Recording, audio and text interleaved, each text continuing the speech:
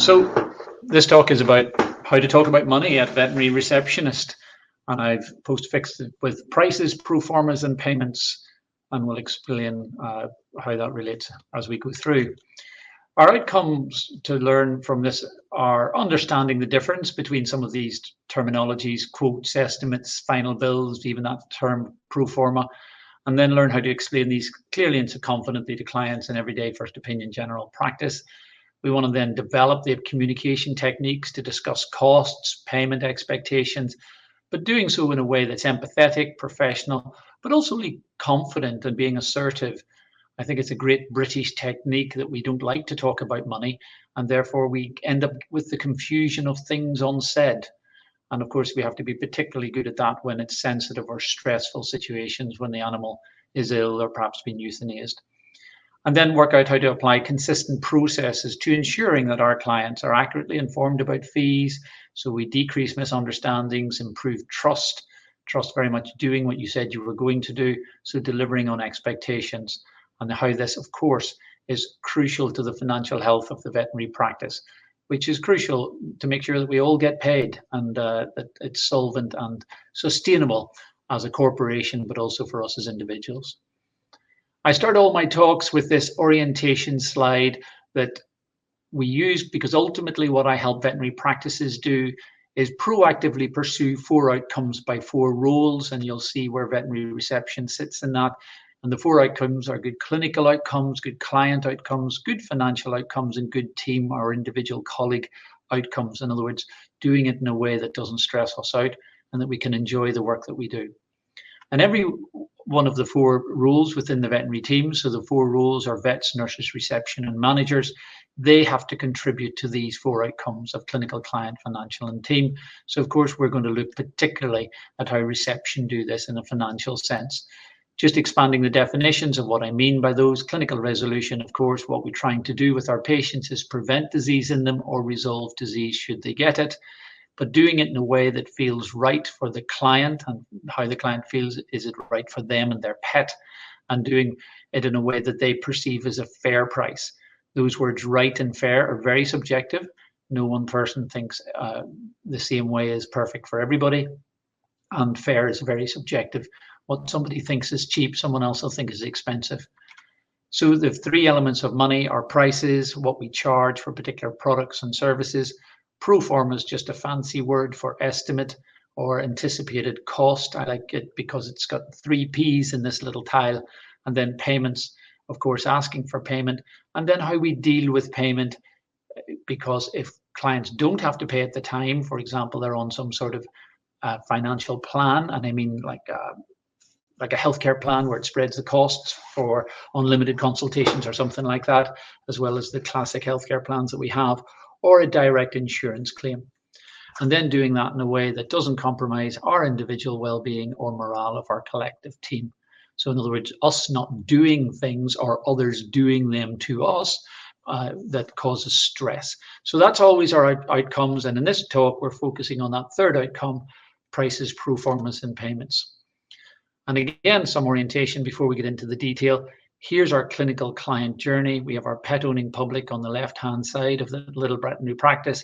And hopefully by the time they go through the process and come out the door, we'll have achieved clinical progress in a way the client thinks is right and fair. We've talked about prices, proformas, and they've paid as expected, and no one has been stressed out by it. I divide the clinical client journey into the 3 stages. And if you've seen the previous webinar that I did before, you'll be familiar with this, but if this is the first webinar, I divide the clinical client journey into 3 stages. So pre-clinical contact, clinical contact, and post-clinical contact. And reception, of course, are involved pre and post-clinical with the vets and the nurses in the middle in that clinical phase. So looking at some of the steps and stages and tasks when the client makes contact with the practice, and it may be their first time ever that they're calling up to your practice, or it may be the first time of this particular illness sequence. And then if they're not registered, our goal is to get them registered. So contact to consult is always the maxim that we use. Every time a client contacts the practice, our preferred outcome is to get them booked in for a consult. But we will triage their need. That word triage comes from the French trier, which means to sort and organize. and we'll sort them into degrees of clinical urgency. Non-urgent means we'll book them an appointment that suits us and suits them, so the first available that suits both of us. Urgent I define as we'll see today before we go home. Emergency is come down right now. It's always the challenge between the urgents that the clients describe as emergencies, though, that turn up and they say he seems much better now. But that's the way it is. We have to deal with what we're presented with.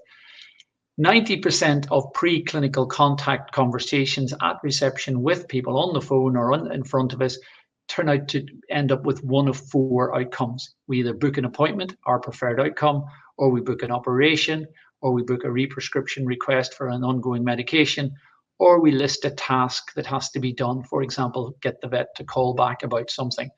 Getting the vet to call back is always our least preferred option because it's time consuming, and often there's only so much we can do over the telephone. But inevitably it does happen where we do need to speak to some clients rather than have to book in an appointment. But our preference is always to try and have conversations, because for two reasons. One, it allocates time in the veterinary diary to say, well, okay, let's come in, have a conversation, so the vet's not distracted. The client knows when it's going to happen, and the vet knows when it's going to happen. And of course, if it's a consultation where we're giving advice, it allows us to charge for that conversation. So either way, they have their appointment, be it for a consultation or an operation, they turn up. And that's the end of the preclinical stage. And of course, clients will inquire about prices and costs at this, and we will look at that. They go into the consultation. A proportion of patients and consults are admitted, maybe not directly on that day, but they may be scheduled for procedures tomorrow, next week, whenever that lump or dental or x-ray or whatever they are. So inpatients and outpatients generate invoices, and those invoices make their way back to reception. Well, they're on the management system, aren't they? And then you, in the receptionist at the post-clinical contact stage, pick it up and ask for payment into the bank account.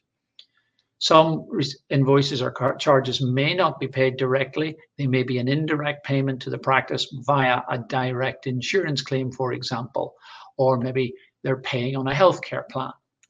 And then crucially, at the end of each journey, unless we euthanize a patient, we're always thinking, when will I see you again? And that's a crucial part of reception at the post-clinical contact, to keep the patient engaged in the system. And we should always be expecting to see patients again for vaccinations and other preventative healthcare. So that's the clinical client journey.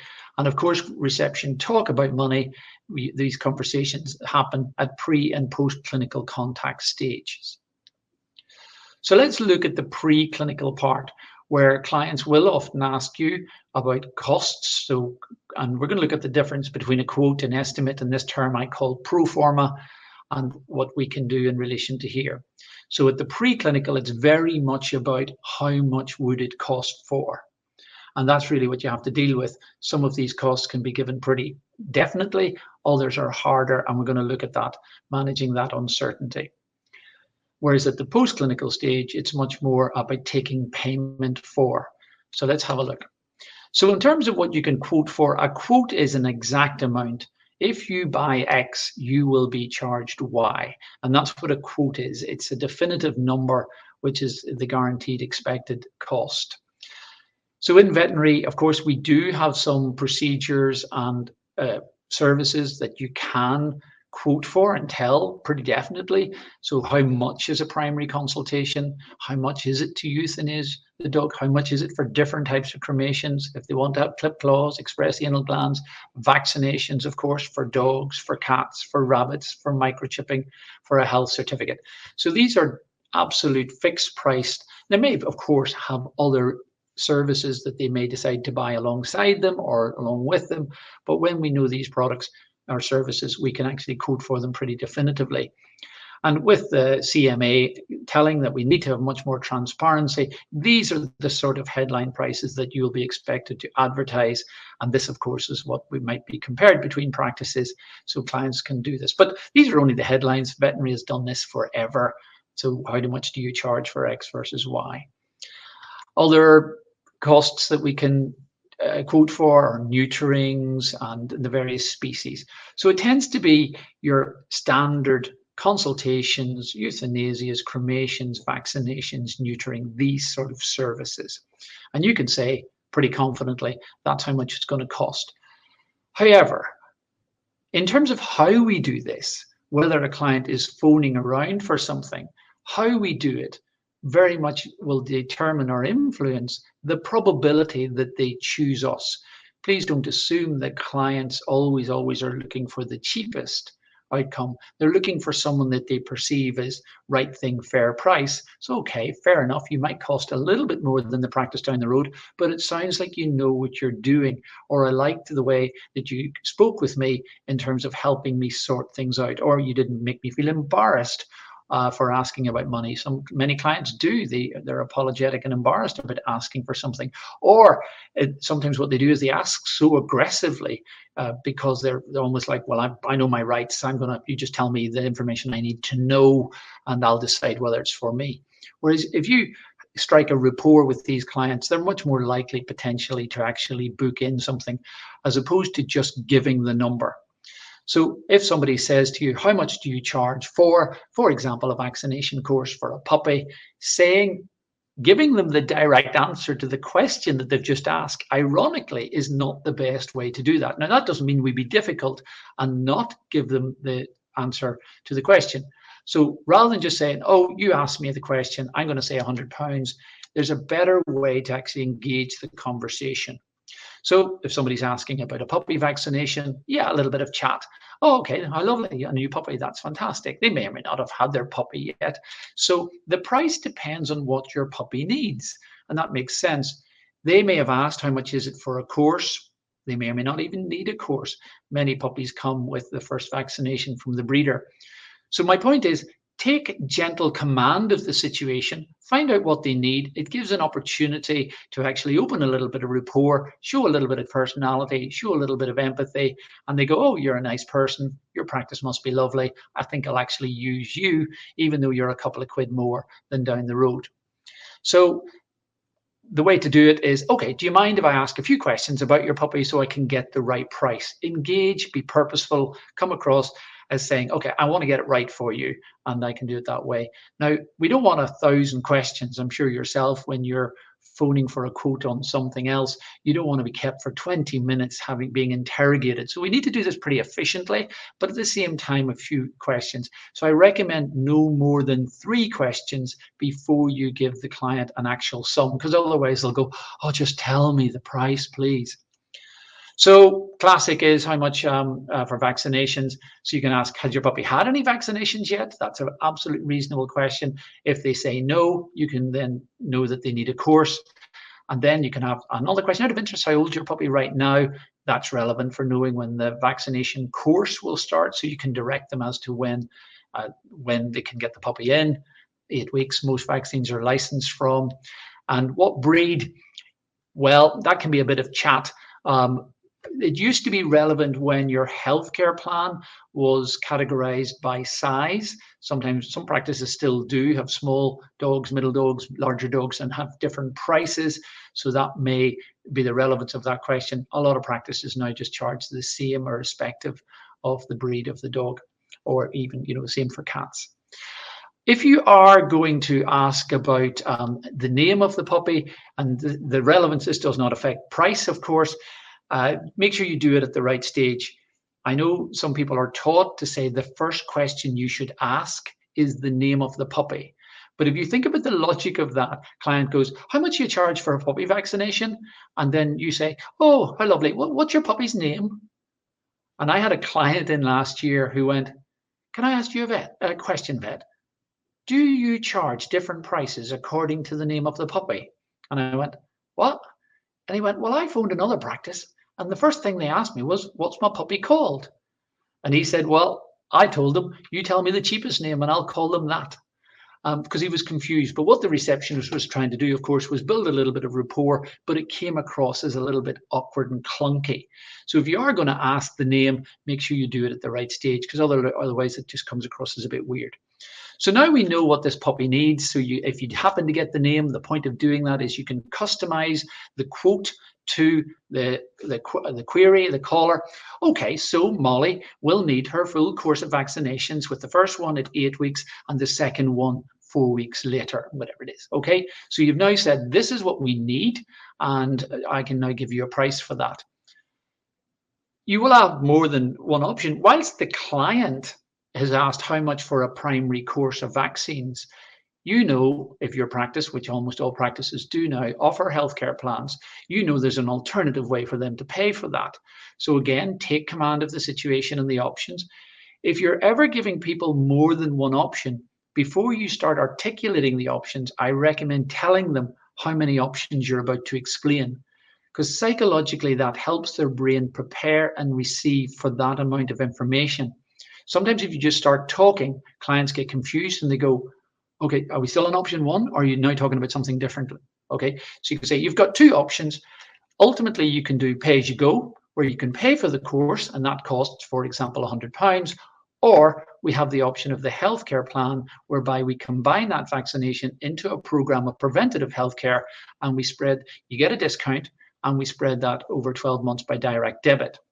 So option one would be £100 you pay. Option number two is we charge, for example, £20 per month, but you will also get your parasite control and other benefits for the 12-month period.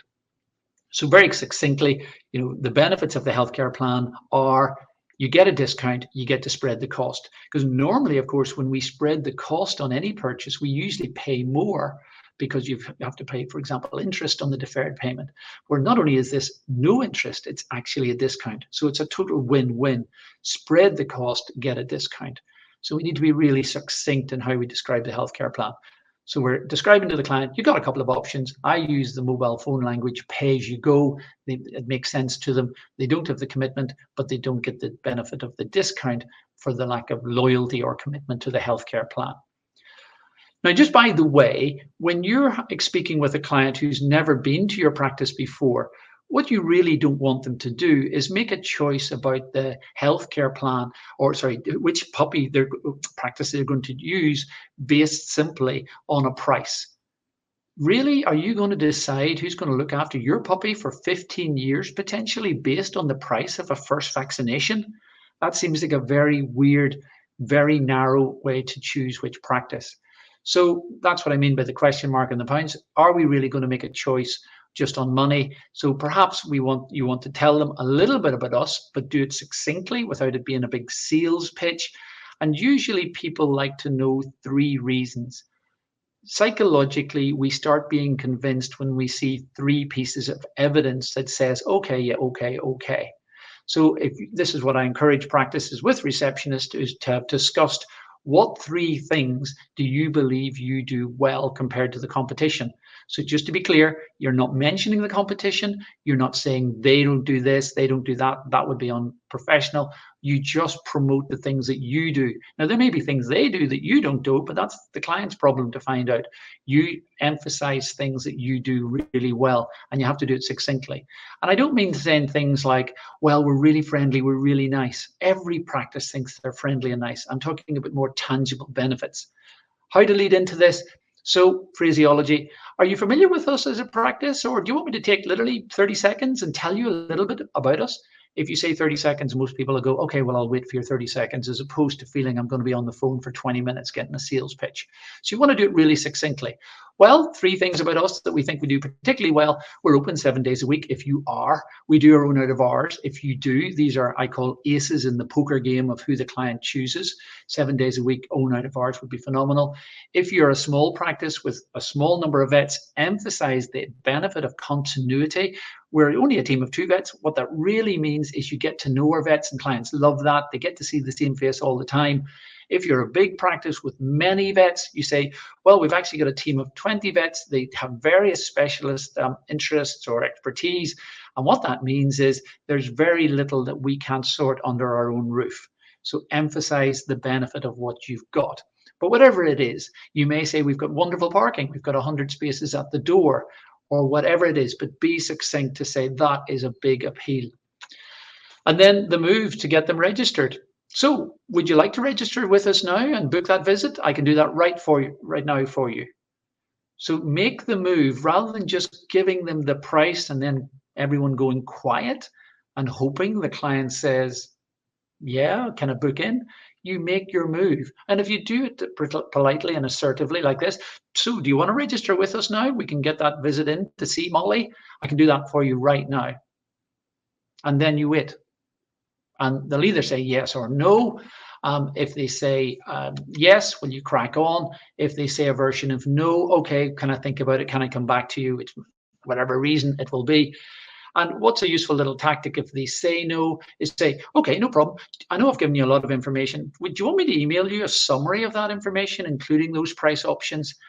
And then this is what I do. We have a little folder within our reception email with drafts already scripted. And all you have to do is open them up. They're pre-scripted and you can insert the client's name.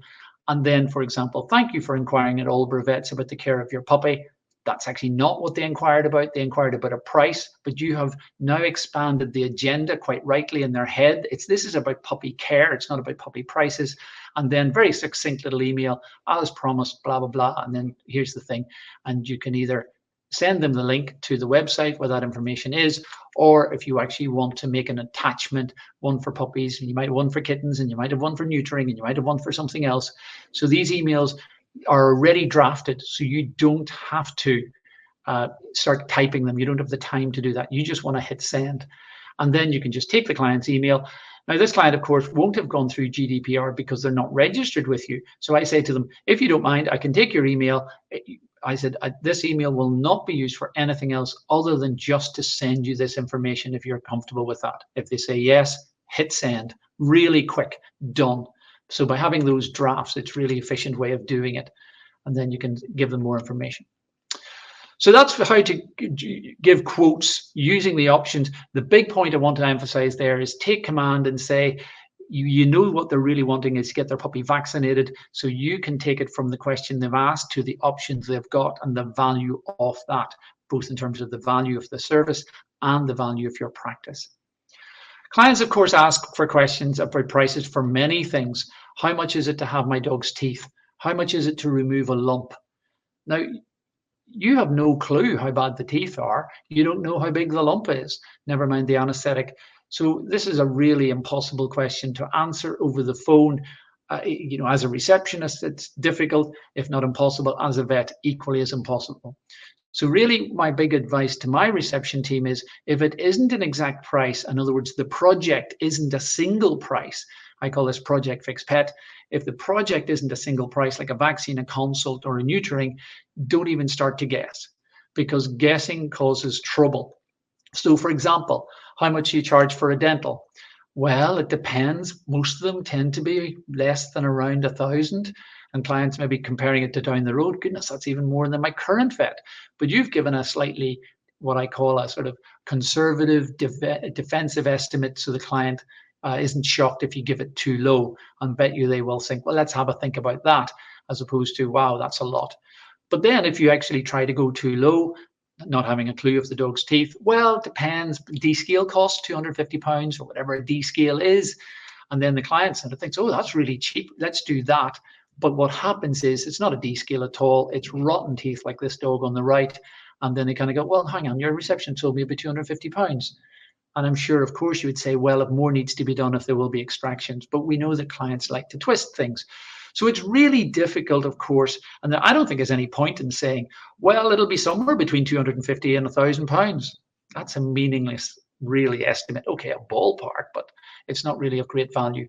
So what do we want to do? Contact to consult. So when someone asks us for a charge for an operation relating to dentistry in particular, but lumps and other things, other, presentations, really, we sort of think, how do we get them in?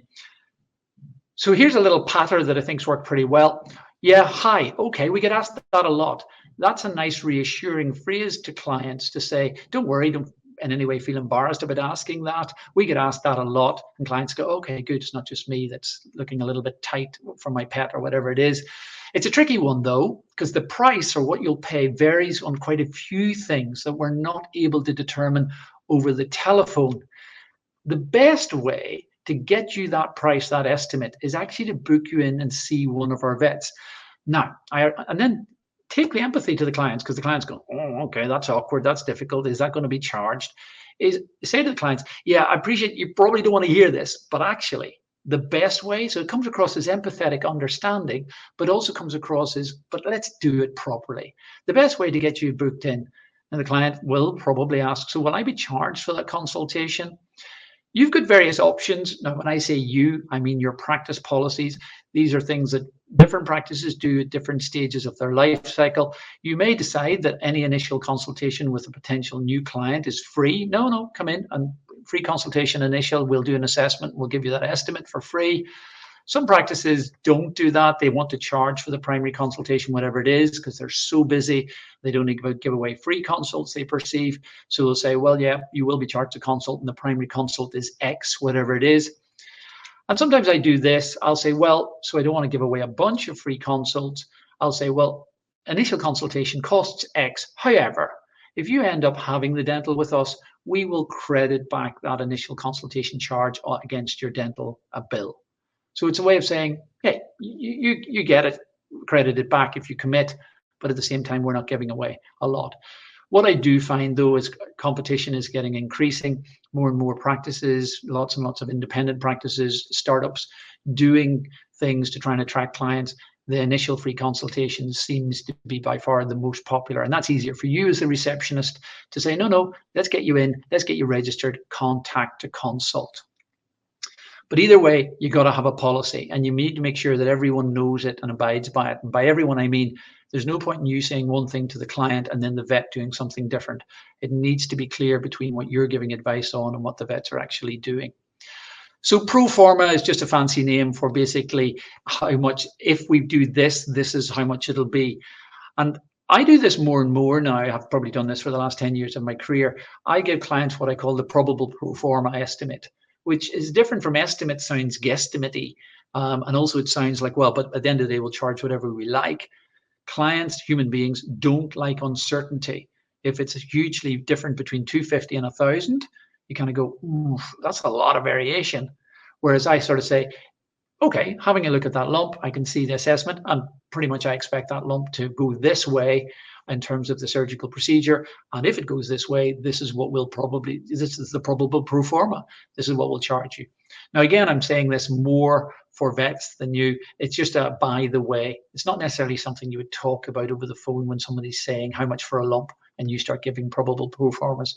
But my point is, it sounds much more positive and gives clients much more confidence to say, okay, if you're pretty confident that you can remove that lump for pretty much £1,000, if it all goes as expected, well, fine, I can commit to that. So at the post-clinical stage, you're much more involved, of course, in asking for payment after the clinical procedures, be they consultations or inpatient procedures, have occurred.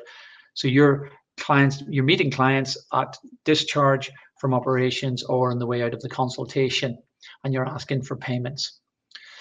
Of course, this is tricky. Poor old reception get it, and they get it because of how well or otherwise vets have had conversations about money. There's absolutely no excuse for a client to get to the desk and start shouting at receptionist about how much the balance of the bill is. I very much take the view that it's not fair. Receptionists should not be expected to resolve disputes over bills that you didn't create. That is someone else's job, to manage expectations about money. There's no reason why, given that we've seen the patients, that their conversations about money can't be a lot more explicit and clear at this stage. So I do encourage you to say, if you're getting told off by clients about bills, have a word back with the vets. So our phrase is, if you build it, you explain it, because of course it can be tough. So I call this space between the consult room and the reception desk and the exit the Bermuda Triangle. I referred to it in the last webinar. Ultimately, things leave the consult room and disappear without trace, and everyone ends up in trouble. So we have to be able to manage the expectations and the amounts after the consultation. So let's have a little look about both elements of when you're asking for payment. So you're asking for payment after consultations to start with. And of course, you can get clients going, how much? What's that for? And you're trying your best to explain it. If this is happening again and again, Agilio Colourful CPD, do the course that I created for veterinary consultations. Tell your vets to do my course, the Colourful Consultation. It's available on Agilio Colourful CPD, and it talks all about how to communicate what the costs are going to be and what the costs are before they get to you. So when you say, let's settle the bill, and they shout at you. And in the last webinar, again, I used that little acronym EIEIO for some of the habits that the vets can do. estimate if a procedure is over a certain amount, I tend to do £100, which is virtually everything. Therefore, everything gets estimated or pro-formed. I tell the client if the consultation is more than £100 before they leave and go to reception so they don't shout at you. I actually escort them back to reception to make sure they don't disappear without paying. I tell you guys what follow-up I want, and then also I ask the client about insurance details, and then or ask you to ask them to get the insurance details if it's going to be a direct claim. So really, if your vets take command of the whole, what the costs are, what the balance is, what the arrangements are, and tell you, it's so much easier for you just to then to do that administration. The other one, of course, is after operations. So I developed this little sheet, and we use this all the time now. So let's imagine this is a little sheet, and it's for receptionist use only. So here we have a patient, and on the bottom of that, after the operation, we will tell you what appointments we want. So very specifically, appointment 1 in 3 days to check the wounds with who? BF, so that's me. Appointment 2, 10 days to remove stitches or check the wound if there are no stitches with the veterinary nurse. So you know what needs to be booked. Really simple. It can be written in, abbreviations really quickly. But regarding payment, this is the bit that we do. What has this client been told about payment of the bill? Are they expecting to pay today? Tick if that's the option. Direct insurance claim or some other agreement. Has the client been told the balance of their account right now? Yes or no? Who's told them? Will BF me when I call them after the operation and give them an update on how their pet's doing. Do they need any particular paperwork? Do you need to ask for the IF, the insurance form or insurance details? There's fewer forms now because many are online, but perhaps you need a policy document. So this very quickly tells you what the client knows and what I need you to do with a view to getting it. So when you get to the point of asking for payment, you can articulate it. So I understand you've spoken to Brian about the balance in your account, and I understand it's you're aware that it's £750 and we're settling that today. How would you like to pay? And that's a whole pile easier for you and much more confident to articulate. And I know what you know it's 750. And I believe I understand you've been told we're settling that directly today. How would you like to pay? Card, cash, whatever. Okay. And that's a lot better than you kind of asking the client to step back from reception and say, have a seat. Please step back. That's why you loved the COVID sheets or the social distancing plastic, so you could hide behind it in case clients shouted at you or threw things at you whenever you went. So your balance in your account is £2,000 and the client's going, how much? So we take the view that no client should ever be surprised about the balance of their bill when asked to pay by reception. Now, I know I'm preaching to the choir here. I know you're saying, well, that'll be great if I can get our vets to do it. Well, I can't obviously get to the vets through this webinar, but encourage them to do our consultation course, because that's what I talk about, how to actually communicate costs, having the courage to do it, but also the diplomacy to do it. So my final slide is just to understand the economics of practice, because you're taking lots of money into the till and sometimes you're wondering, so where does that £1,000, £2,000, £4,000 payment that I've just taken in? You're sort of thinking, and clients are saying to you, oh, you must drive a nice car, you must live in a big house, or you must do something or other. And you're thinking, oh, I can tell you it's not going into my pocket. But out of interest for you, where does £120 that goes into the till end up? I've done 120 because, well, the first 20 goes to VAT, that goes to the government, so it doesn't go to the business at all.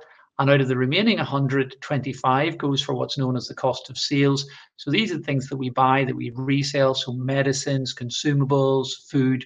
We have to buy these products to resell them. So a quarter of that, a quarter of the bill tends to be on products that we had to purchase.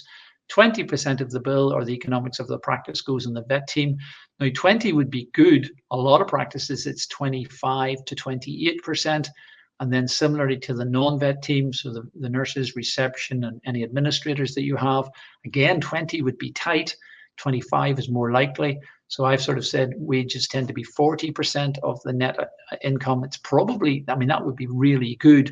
Most practices are somewhere between 45 and 50. When I say really good, what I mean is in terms of the proportion of cost going on wages. That's not to say pay people less, but it's about saying actually we need to generate against the wages that we're paying. Then there's overheads for having rent, rates, electricity, heating, all of the things to just have a facility. 20% of the bill goes on that, and that leaves 15 if you're lucky. And that's 15, assuming that the wages are 2020. A lot of practices are making less than 10% profit. But of course, clients don't think that. Of course, with the CMA and these big, expensive bills that they are seeing, thousands of pounds, they must be thinking we're making a fortune. And you're actually thinking, well, actually, where does it go? So not that I expect you to start saying when clients go, you must drive a big car, and you go, well, let me tell you where every 120 pounds goes. You're not going to say that, but you can then feel reassured that actually most of this is to cover costs. And when people say, wow, why is it that much? And I say to clients, okay, well, I'm sorry that shocks you. And I appreciate that's what it actually takes for us to do a good job. That's how I say it. I appreciate that's a lot of money. I psychologically, by the way, never use the word expensive. The word expensive, there isn't a word in English that means it costs a lot of money and it's worth it. Whereas the word expensive actually means it costs a lot of money and it's not really worth it. If I sort of say, oh, that's expensive, you're kind of inferring, yeah, it's not really worth it, is it? So never refer to any of your services or products as expensive. So certain drugs we know cost a lot of money, certain procedures cost a lot of money. So I tend to say, okay, I appreciate it's not cheap. I do appreciate it's not cheap. Not like saying, oh, it's only £5,000. People are saying, I don't know what you think. If it's £5,000, what life you led. So sometimes people try and as if sort of dismiss big bills. And I think that's wrong. So I tend to say, I appreciate it's not cheap, but it is a really good drug. It's a really good product. It's a really good service. Or we do it via keyhole surgery, which therefore means the distress to your pet is much less. So there we go. That's just your journey in summary. Your clinical client, you guys are involved in the pre-clinical stage in terms of in converted contact to consult, and the post-clinical when you're asking for payment. And your ability to not get shouted at or abused at asking for payment, I'm going to say one more time, is so dependent on your vets. Some practices call me and say, can you come and teach our receptionist how to deal with disputes about money? And I go, no, I need to speak to the vets then, because it's them that's responsible for the fact that you guys are just there to take the payment, not having to defend it or explain it. So there you go. I hope you find it useful.